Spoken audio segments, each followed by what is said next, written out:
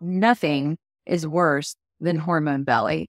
I've been there. I have literally seen my belly blow up, go back down, blow up again, stay that way. I'm not pregnant. Nothing's changed. And I am super frustrated.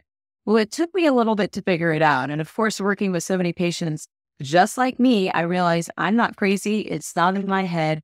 Hormone belly is a very real thing, and we need to talk about it. Here's what's happening if you are seeing that exact pattern. You're having a hormone shift, and I talk about it in my latest book, The Hormone Shift. But it's important to understand what hormones are shifting and why they might be shifting. And before we dive deep into this conversation, I also want to say, if you've not had a pelvic ultrasound where we've looked at your uterine lining and at your ovaries, assuming that you still have all of that, please go get one of those done, because it's very important to not just assume bloating is from eating too much or even from just a hormone, when you may actually have something like a fibroid sitting in your belly or something going on with your ovaries that are actually the root cause of the bloating.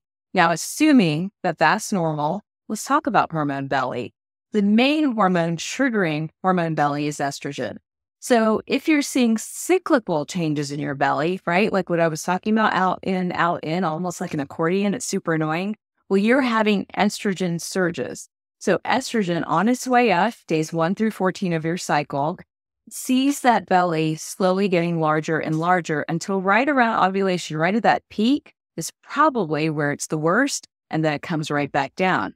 But if you're having a massive hormone imbalance where you've got high estrogen and you're getting these big estrogen surges, but you don't have enough progesterone on board, then you may see hormone belly all throughout the month, even as estrogen technically is supposed to go down because it's not balanced by progesterone.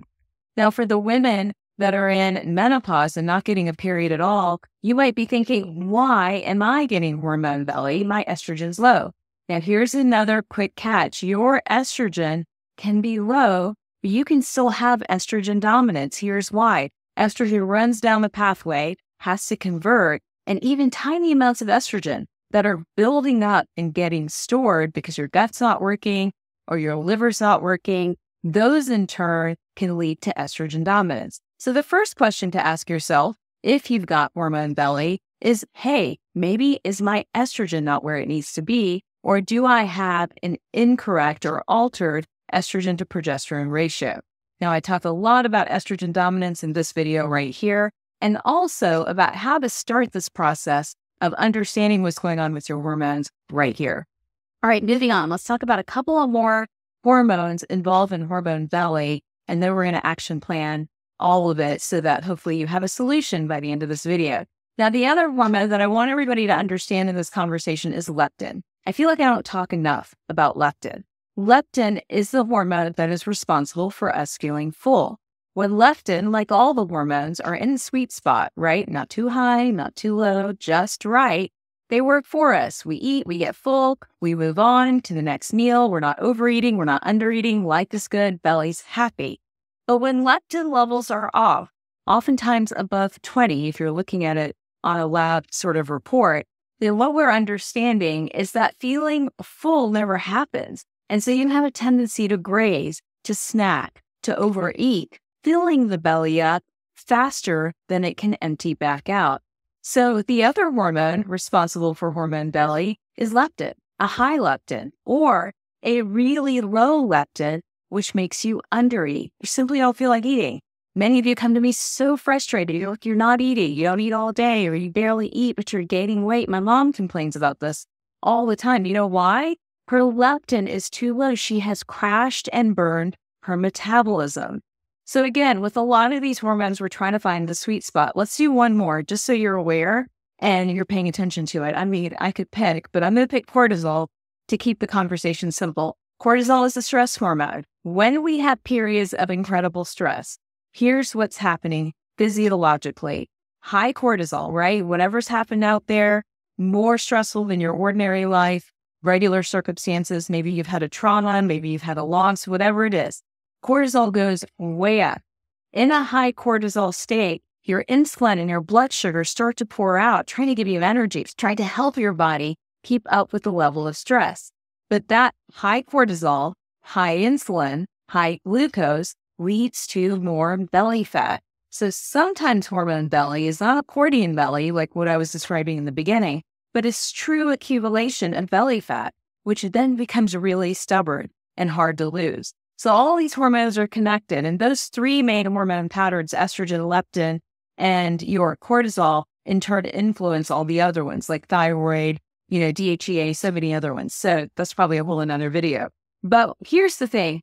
No matter what's going on with your hormones, and if you are having trouble identifying which hormone it is, or you can't get your hormones checked because you're getting pushback, you can at least start here in terms of beating hormone belly. Here's what I like to do. I like to incorporate some of the things that rebuild the gut lining, improve digestion, and balance the gut microbiome. So that includes taking probiotics, right? Actually getting a good quality probiotic, something with, when you're looking at the label, at least 50 to 100 billion CFUs. That's the unit that we look at when we're talking about probiotics.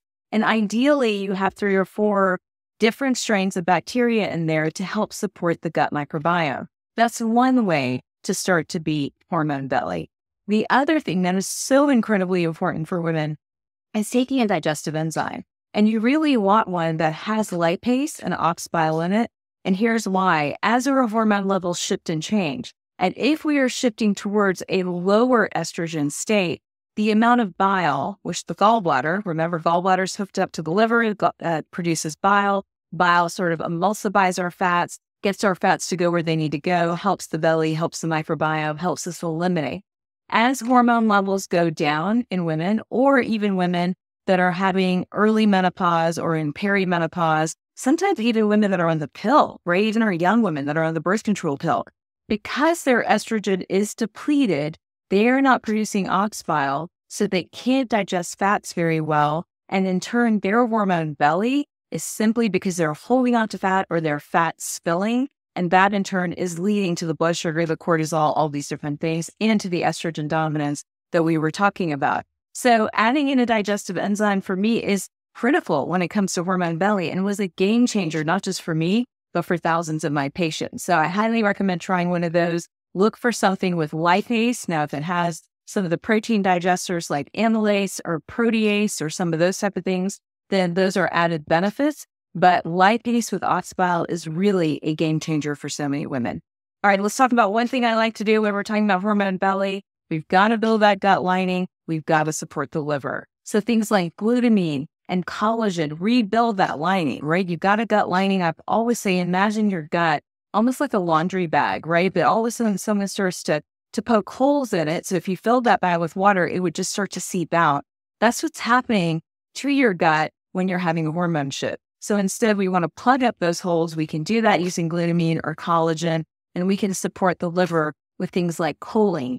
Now, I love my Belly Fix and really came up with the formula for that reason. I call it the gut kitchen sink, and it's prebiotics, probiotics. It has, fermented turmeric in it, ginger, which acts like a digestive enzyme, choline. It also has collagen in it. All of these things really helping to support that gut-liver connection. So you can either do those ingredients separately. There are many brands out there for sure, or you could take 1 scoop of Belly Fix daily. That's another way to deal with hormone belly.